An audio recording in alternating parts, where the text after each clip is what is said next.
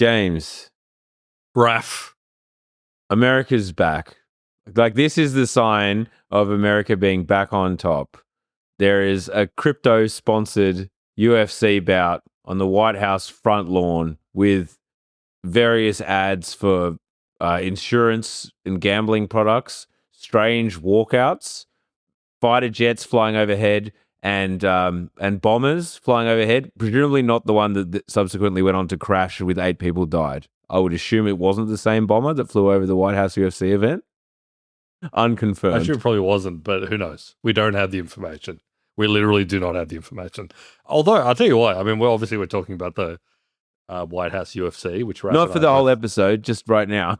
No, just as part of the intro. Don't worry. For people that think combat sports are barbaric, we're going to move on to computers and things like that. But I will say, as you just alluded to, the sponsors that were in the octagon, it was a real who's who of, let's just say the less, I don't know, maybe not less credible, but sort of like the darker side. Yeah, totally. You had Polymarket, you had Andoril, defense contractor, you had Crypto.com, the whole thing was Crypto.com. Trump Liberty Financial or whatever. Yeah, the Liberty Financial, which is the Trump crypto thing. I will say, so fighters got extraordinary bonuses. Everyone's like, whoa, the bonuses are so massive for this event, but the bonuses are paid in Trump coin. So unclear on exactly how much they'll be worth and what the lockup period is for them. I don't know, if Alex Pereira or not that he got a bonus because he lost, but would be like, oh yeah, great. How do I use this thing? Yeah, exactly. The other ones that I didn't mention that were on the sponsor list: Monster Energy, obviously they're always around. Starlink, Stake, so the crypto casino, and also Bud Light. I mean, Bud Light, that's pretty normal. And Meta though. Threads is another official partner.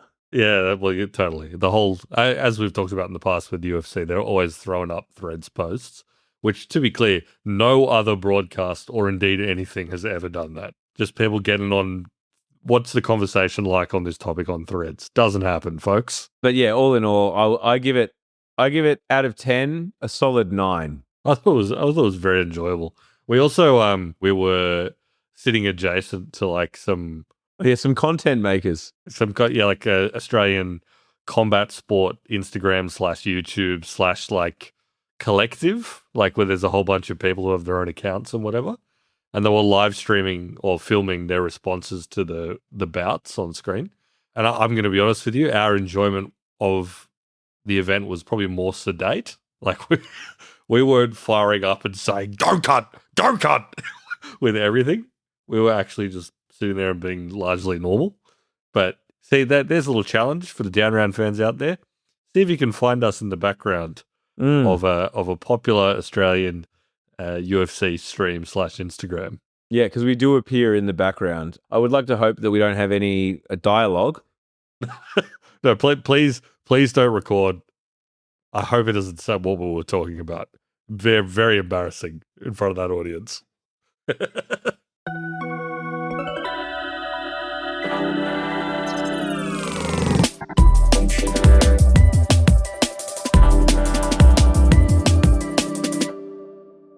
Anyway, what are we talking about in today's podcast? We're not actually talking about the UFC, but we are talking about the overwhelming power of the American state. Yep. The same one that put on UFC White House. So everything is connected, folks. Yeah.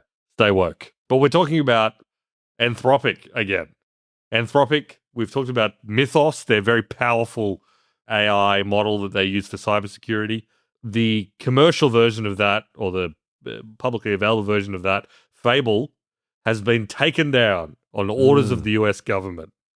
So this is another clash between the people of Anthropic, Dario Amodei and crew, and the US government. So we're going to be talking about that on our free episode. And then on our paid one, we're going to get into a little bit of, the current discourse, AI backlash. What are they mad about? What aren't they mad about? Can you even untangle those two things? That'll be on our premium episode. Yeah, including, I think there's a dichotomy here that we want to unpack, and maybe we can be the first to use the term good AI versus bad AI. I mean, that's not exactly a particularly original phrase, but that's the framing I think that is coming to pass. Good AI versus bad AI. Maybe you can come up with a better term for it once you understand what the hell we're talking about. Once you listen to the premium episode, which you can sign up to being premium at downround.net. Absolutely. Anyway. Right. Anthropic has been banned, basically. Again. What the hell? What the hell? They've been on a warpath. Well, they're clashing with the US government and have been for a little while now. But yeah, to take you back in time, we talked about it on the podcast, but Anthropic, obviously for those that are tuning in for the very first time and have no idea what the hell is going on, they're one of the leading AI labs, key competitor to OpenAI. They do Claude and all the Claude models, as opposed to, OpenAI's GPT models. They announced a few months ago that they had trained a big whopper of a model. Oh, yeah. Which they called Mythos, which was the next step above their previously most powerful model, which was called Opus. The Opus family of models is still around, and is their sort of main powerful commercial model. And they basically said, we've trained this massive model, Mythos, didn't give a whole lot of technical detail, but they said, this shit is too fire. This shit too fire? Like a YouTube thumbnail? Exactly. They said, we didn't train it for cybersecurity stuff, but we found out it's actually fucking red hot at identifying cybersecurity vulnerabilities, right? Mm. So they made a big old song and dance where they said, this shit too hot. If this shit hit the streets, it's all over. Yeah. It's over. Yeah. We are too smart. Our product is too good, folks. Our product is so good, we're scared. I'm literally shitting my pants with how good our product is. Unfortunately, there is a bit of a boy who cried wolf situation. For the past 4 years, at least, we've been told repeatedly by these guys, I'm actually scared. That was their main marketing strategy for 4 years, is I just got back from the lab and I'm scared. Babe, come over. I just got back from the lab and I think I can't be alone right now. I can't be alone. I saw what they were. The training run just finished and I'm scared. Yeah. As people have pointed out, this is also one of the reasons that Anthropic split up from OpenAI back in the day, is because of a disagreement over GPT-2 being too powerful and needing to be kept under wraps. However, so this led to them, obviously, they were only allowed certain select partners to have access to this model. Those partners being, Google, Amazon, I don't know, who are the other ones? Big places, some banks potentially. You got to test this on your software because it was going to find vulnerabilities and the internet is not safe. So run your stuff through this, have a play around with this because all hell could break loose. Like Linux Foundation, a lot of the cyber companies like CrowdStrike and Palo Alto Networks and stuff. It was called Project Glasswing. It was we're giving Mythos to these select partners. And as you say, you can go identify, you can squash these bugs. There was the assumption baked in that it was these models are going to become more widely available at some point, either from us or others, this class of model. And you better get your house in order before they get set loose. Again, I'm frightened. I'm scared for you, and I'm scared for me. Anyway, so there's a lot of back and forth. As an aside, there was kind of this weird panic in Australia among Australian government and Australian banks and other big corporates being well, all these Americans are being given access to this crazy powerful model that I've been told is really scary, but we don't have access to it. When are we going to get access to it? When are they going to expand Project Glasswing so that we get a little bit of taste of that? Yeah, we need a program much like the old blue tick on Twitter for people who get access to it. Exactly. Anyway, and in the interim, and this is the most recent update, this happened, I think, just after we recorded last week. Yeah. It was around the time we recorded. They announced lots of news had been reported that Anthropic is about to drop Mythos to everyone. This model they said was too scary. They're going to release a nuded version of it that isn't as good at cyber shit. And they did. They didn't call it Mythos. They called it Fable. Yeah. And so Claude Fable. Yeah. But it had, as you said, some safety harnesses put on. So you couldn't, for example, use it. Supposedly, if you asked it about certain kind of computer science stuff, like vulnerability or whatever, it would revert back to 4.8. And it would say Yeah, we'd kick you back to Opus. Yeah. Fable can't answer you right now. We're going back to 4.8 in order to handle this one because Fable is just too fire. We don't know what you're going to be able to do with it. Same with biology stuff, right? Like I think they were like, look, we can't trust you with Fable because you could be making some crazy shit to poison the water supply, and Fable is too good at that. It's too good at destroying the planet of the world and creating pandemics. Like you're trying to do COVID too. We're not going to help you with that. You have to use our shitter model, 4.8, which is still fire model. Yeah, it's a great exactly. model. But you have to use that. If you kicked open Fable and typed into the box, make COVID 2, it would say, whoa, I'm giving you to Opus so we can fail at doing that task. Because I would have done Yeah, exactly. The only thing that stopped me from doing it is this flimsy router that Anthropic put into it. Because I was ready to go. I would have made COVID 2. But then the weirder one, and this is great, like the thing with Anthropic that we've always said, and you'll notice the kind of theme here is there's this weird thing where it's like, if true, all of the stuff they're saying is like, well, yeah, I guess so. I guess we need to trust you to put these restrictions in.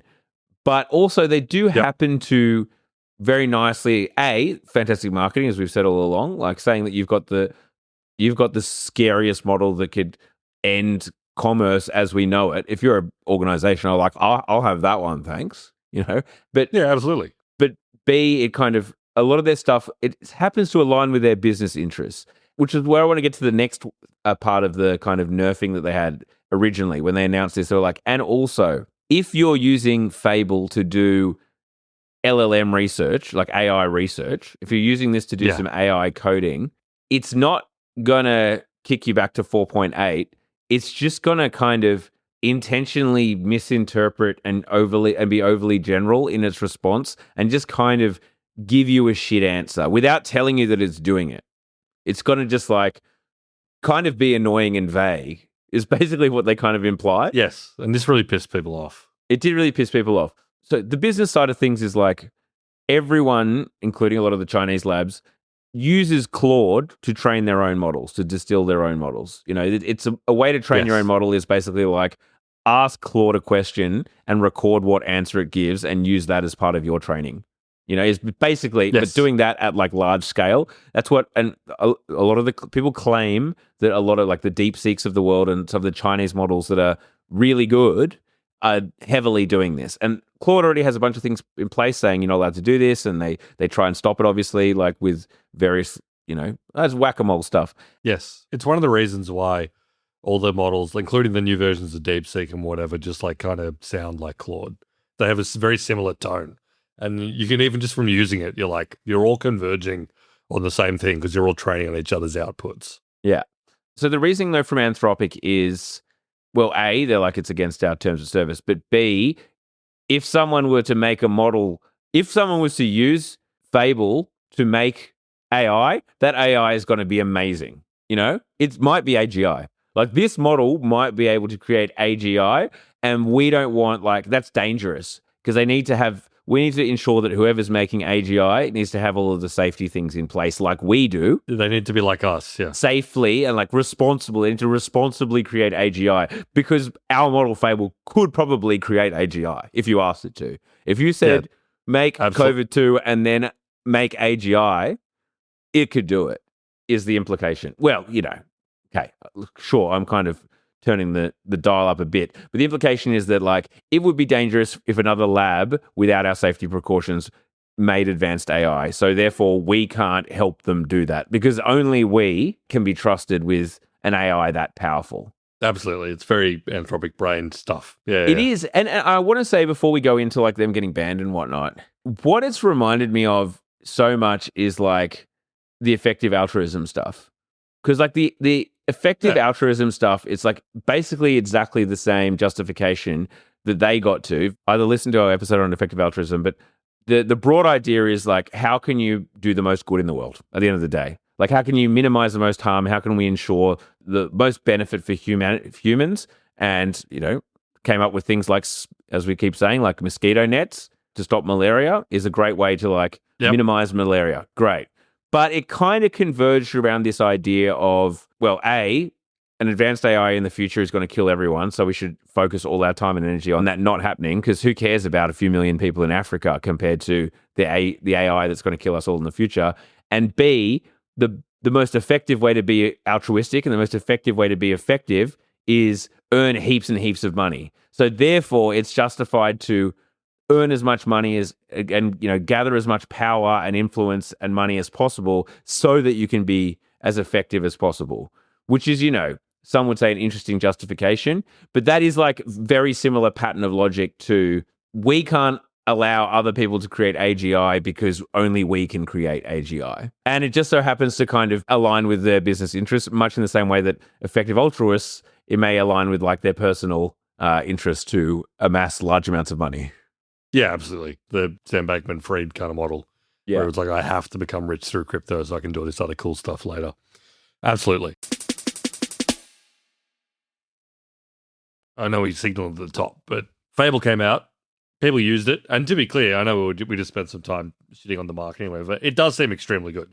I dicked around with it for a while. It seemed really good. And a lot of as people you've said time and time again, Anthropic's new models are always fire. Like they always are the best. Yeah, they've always got some juice. Even the people that had, switched over to the most recent OpenAI models for coding or whatever were like, Fable does, it's got the juice. It's a very powerful model. It's very capable. It can, you can leave it to work for 18 hours and it can work on some pretty complex and massive problems. Self-driven, essentially. Really cool stuff. It was up for like 4 days, 3 days, 4 days. And then basically Anthropic announces the US government has basically told us that we have to take it down. And we've done that. I'll be more specific. The US government basically told Anthropic that it cannot be used by anyone who is not an American citizen. It has to be restricted to American use only, including, foreign workers of Anthropic itself. And because this is basically not achievable at all, it's very, very difficult to make it so only American citizens can use a piece of software. They pull it down, and it's still down to this day. If you open up your Claude app, Fable is listed there, but it says currently unavailable. Now, the reporting that kind of emerged has made this really interesting and weird, essentially. Some reporting's been like leaked out about what happened here. It seems like Amazon basically alerted the Secretary of the Treasury, Scott Bessent. The reporting, Axios reported that people tried to call Dario, or Amazon tried to call Dario, and he wasn't available. Yeah, he was on a wellness retreat. Yeah, exactly. Which Anthropic is denied strenuously everywhere. Yeah.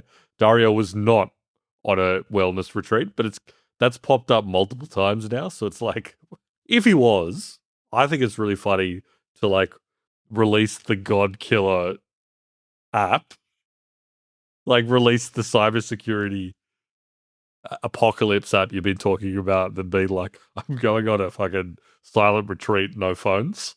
I'm going through a tunnel. Bye-bye. I'm not going to get reception for a while after I release this thing that I said could kill everyone. Yeah. It seems like Andy Jassy of Amazon reported this to the US government after Amazon found there was some sort of jailbreak that you could do on Fable, which unlocked its capability. Exactly. Some way, a jailbreak being, there's a way that you can get around these safety features. Like maybe you can create a bioweapon.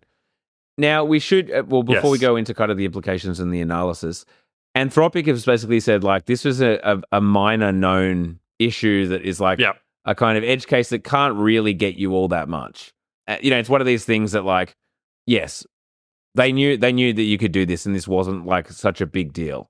But we should kind of finish the story, I suppose, which is that Amazon go to the government, the US government then say, shut it down. Yeah. Until we work out what's going on. Yeah, basically. Until the issue is resolved. The US government has used this as a bit of a way to grandstand a bit. It's very clear that the US government does not like Anthropic. No. The current US administration considers Anthropic to be...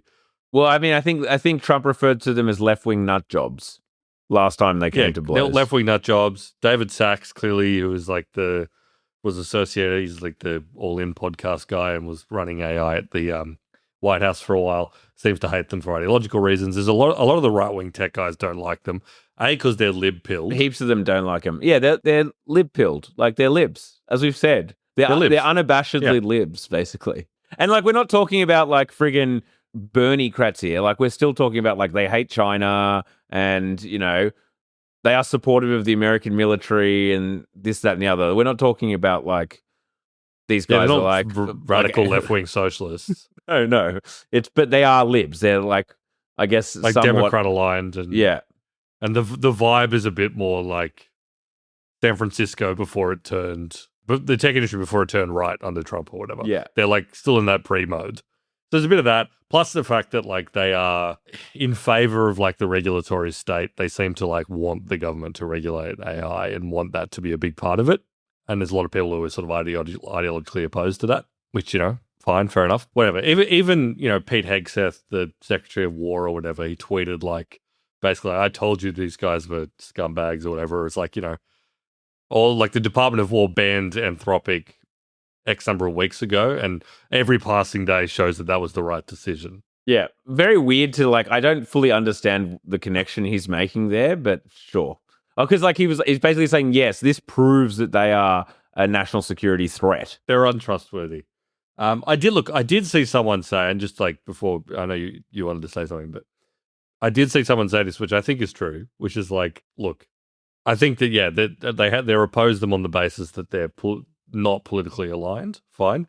But there is a point, and I'd be interested to know what would happen if it was like, you know, Biden or whatever in charge, or, you know, whoever the Democrats. But it's like, there is a point where like basic political theory says that the government has a monopoly on force. Yeah. Politics doesn't work. Politics, as we understand it, doesn't work unless the government has a monopoly on force, right? And now these guys are coming in and saying, no, we should be the ones to be able to have the final say on whether the force can be used, which was the argument they had with the Department of War. Yes. They want a final say on how their product is used, which I think is slightly different, Yes. except that Anthropic are kind of saying like, but our product, by the way, is going to be the final product that ever exists because it'll be so totally powerful. And if you keep making comparisons to like nuclear warfare, yes, at a certain point, the government should come in and be like, if what you're saying is true, then hand it over. Hand over the keys, thank you. yeah, like give it to me now. Like I am no longer asking.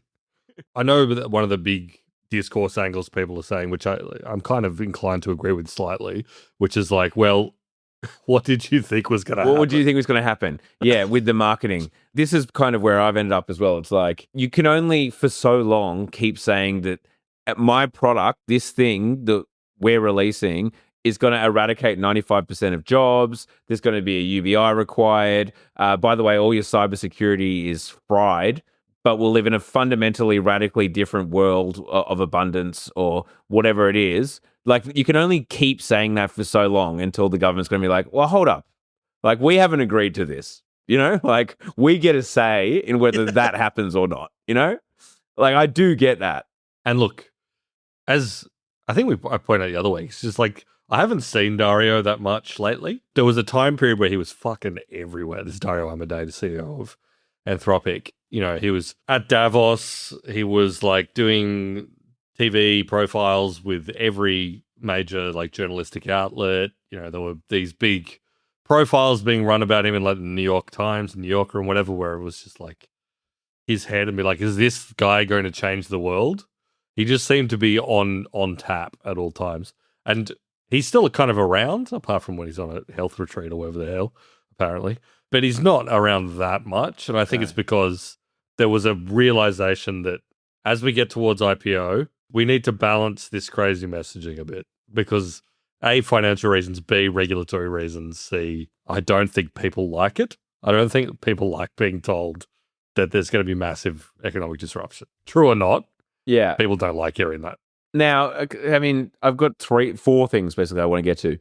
Wow. Firstly, though, is the reason that the government came in and banned it that reason that we just stated? That they believe this is going to fundamentally change everything and they want a part of it? I mean, maybe there are some people in government who do think that, and I'm sure there are some people whose position is that.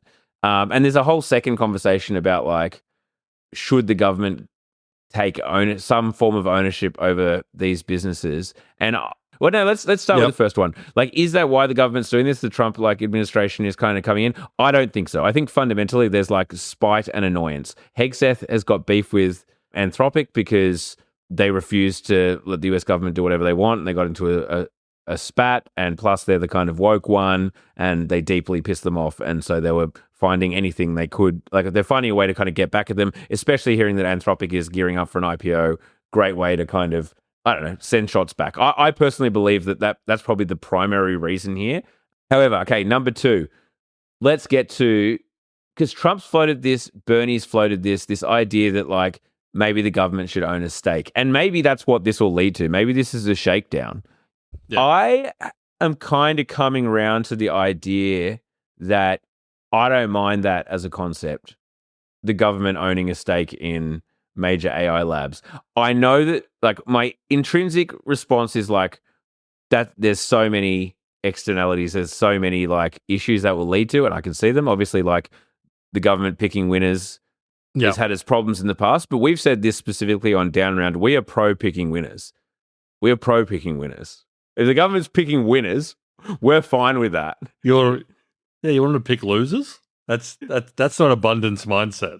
Pick winners. But I do get it that like, I do get the idea that then like, you know, what if these aren't the companies, and that's like pulling up the drawbridge up behind all the other companies that could potentially be like these future AI things if they don't have government support and all this. I do get that. I do how it affects competition, and do you want the government meddling and blah, blah, blah, blah, all that kind of stuff. I've come down on, you know what, if true, which is another topic I want to get to, is like, I actually don't think this fucking 90% job loss stuff is true. We've been pretty clear on that. But if true, it's a kind of easy way for like the government to get some equity that they can redistribute. And by the government, I mean the people to have some kind of ownership stake in these supposedly fundamentally like world-shattering pieces of technology that they can ideally, you know, use for UBI or whatever, like use some kind of distribution, you know, use it to have a board role again if these things are going to so fundamentally change things. I'm not that mad at the concept of the government owning a percentage of major AI labs. There, I said it. Controversial, I know. Sure, yeah. I mean, I think the cynics' view is that, like, you know, right now they're all talking about that as like a too big to fail exit strategy. It's like we're spending so much demented amounts of money on investment that like why not we make the taxpayer the final bag holder while we do that.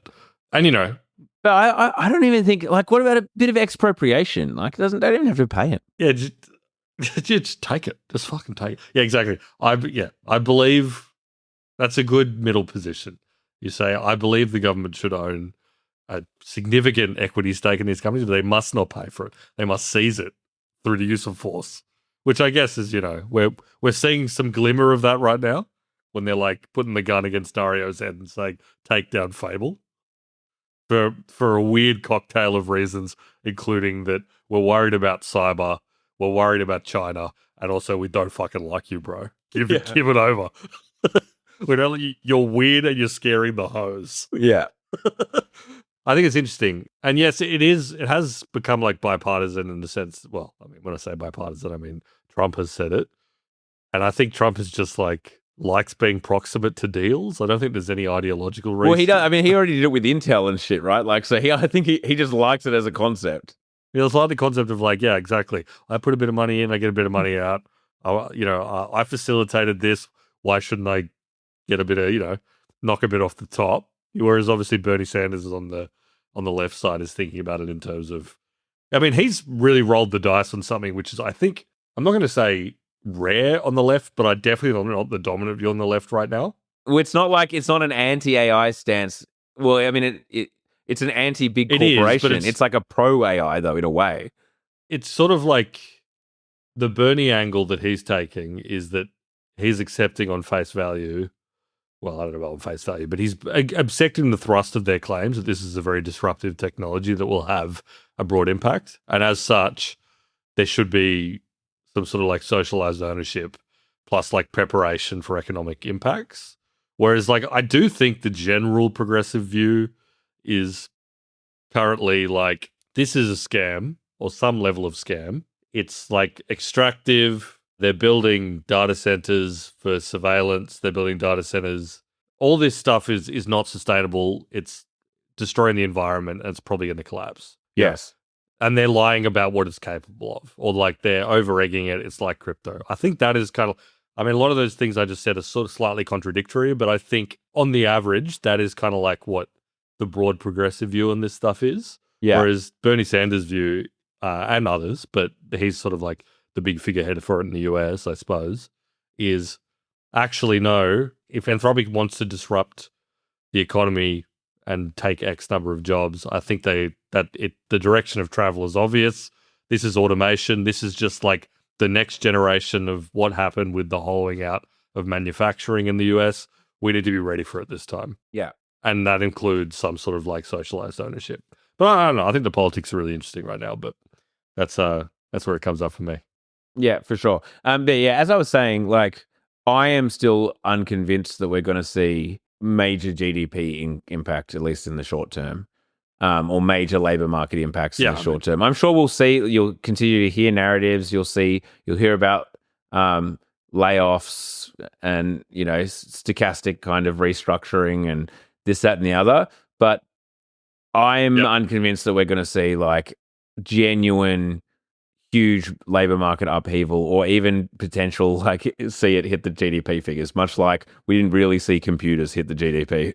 You know, like we didn't see it even hit productivity. Like potentially it'll have more impact than the computer, but I color me on the conservative side with regards to like what I project I think so. the impact to be. But also, you know, that is 100% true, but it's also the fact that it's like there's obviously something not being captured by the figures, in the sense that like life in 2026 is radically different to what it was in 2010 even, and from there I fully expect in 16 years for life to be radically different and software to be very different and how we interact with our devices to be radically different. And like, yes, which will lead, and I'm not saying that like computers and in particular the portable computers suck, bro. I think the portable telephone has changed. Like it has led to some issues that we're yet to kind of deal with. Birth rate, well, yeah, for one. I was about to say that was the big one everyone was talking about over the past few weeks. It's because people be on their damn phones too much. I'm sus on it. I think. Oh, that birth rate article. It's the fucking microplastics. No. I like microplastics as a theory too. That's also a great theory. I'm big on microplastics. I like microplastics as the great theory of everything because it's not my fault. I can't do anything about it. No, it's very hard to do anything about. But I can't do anything. Nobody can do anything about it. It just liberates me from feeling like I have to do something. And it does explain everything. It's like there's microplastics in the semen. Like we're fucked. Like that's it. Exactly. The people who are responsible for fixing that went to uni to do things of that nature. You know, there's nothing to do with me. And I can't be blamed. It's because there's literally plastic in my balls. I didn't ask for this.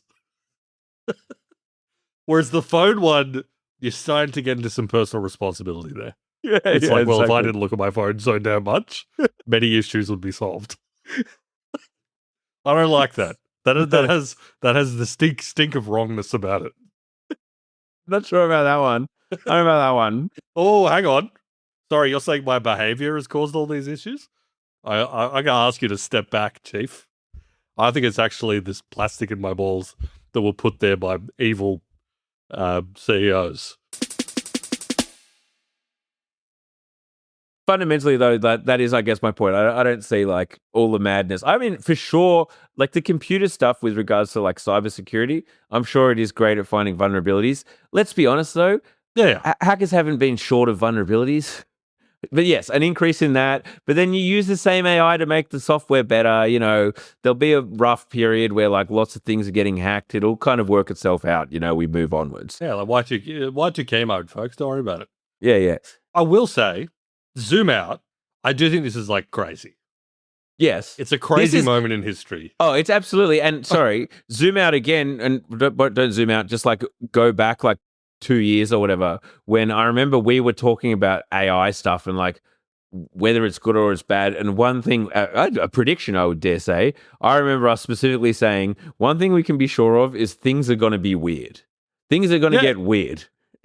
I think that has played out massively. The fact that like the United States government is in like a weird scuffle with a private corporation, automatically weird. That doesn't happen all that often. With a company that is a military contractor, that the US government is actively using, like despite the fact that Pete Hegseth is going off on all this stuff about making Anthropic supply chain risk, Claude is absolutely still being used for like offensive action. This was one of the other reporting. Like there are people embedded from Anthropic in the US government to use Mythos offensively against other countries, presumably against the Chinese or someone else. But there's been plenty of reporting about that there are Anthropic engineers embedded to work on that.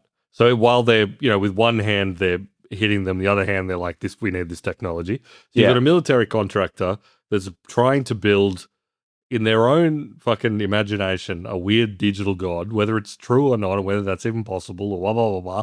They're trying to do it. They're trying to achieve artificial general intelligence. Yeah. And the government has just basically told them to take down their massive flagship product using the same, set of laws that they use to like stop people from selling ballistic missiles, essentially. Yeah. Like export controls on weaponry. No, we're talking about computer program here. Yeah, it's absolutely crazy. And people are asking, and why does Dario keep talking like this though? When he knows it's pissing off everyone, he's pissing off the people, as we've said, when he's saying we're taking all your jobs and the economy is going to be upended. He's pissing off the government. He's pissing off business. Everyone is mad at him. Why does he keep doing it? And I heard someone else say this, and I think it sounds relatively right. Is like you have to imagine that Dario's only audience is cracked lunatic AI developers. The ones that he has basically working for Anthropic, which is enabling them to have the best models. And his calculus, if there is any, is like every piece of my messaging needs to be aimed at appeasing them and what they think. And therefore, we will have the best models and everything will just flow from that. Because he believes in AGI and all that kind of stuff. But he's like, as long as we have the best models and the best AI and are the first to, super intelligence, all the other shit will work itself out. The government will have to fucking not be mad at us. The people will love us. Like everything is downstream of that.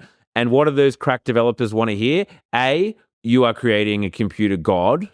B, we're going to use it for good things. Like we're not going to use it for like autonomous killing or whatever. Yep.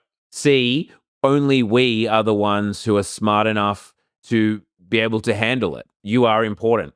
Yes, no, I agree. And I look, another part of it that I think is worth specifying is that I do think he believes it, right? Like, I don't think he's just like, but he personally, I'm not going to speak for like the rest of the organization. Anthropic is growing, and apparently it still has like a fairly tight-knit culty vibe. And they're very stressed that their hiring process involves hiring people who are like aligned on the mission, which I think is like a way of saying we don't just want like operators who, go west, young man, and run to like where the money seems to be. Like it seems like they don't want that kind of guy around. Yeah, although it seems like they've picked up a few along the way. There's a bunch of those people. Like I know personally people that I've worked with in the past who now work at Anthropic who are grinders. They're not they're not thinking about AGI that much. They may have been convincingly being able to say it in an interview, but these are just like, I want to be where the action is. Yeah. Like how my dog will only ever be in a room where my dog thinks that like is the gravitational center of where the action is. Same brain. Dog-brained people. I think that Dario actually does believe this stuff. And he's obviously thinking politically about what he emphasizes, but like I don't think he's lying to exaggerate stuff. No, I agree. It just so happens to perfectly align with his business interests. But like that's fine because, as I said, I think in the effective altruist brain, it's like, well, my business interests are crucial for the safety of the rest of humanity. Like we have to be the business that goes forward. So if it's in my business interest, good. That's the mission. That's part of the goal. The only final thing that I'm a little bit confused about is the Amazon connection here. Because Amazon are an investor in Anthropic. Anthropic are a Yes. customer of Amazon. They seem to have intentionally lit a match and kind of, thrown it on the hay here.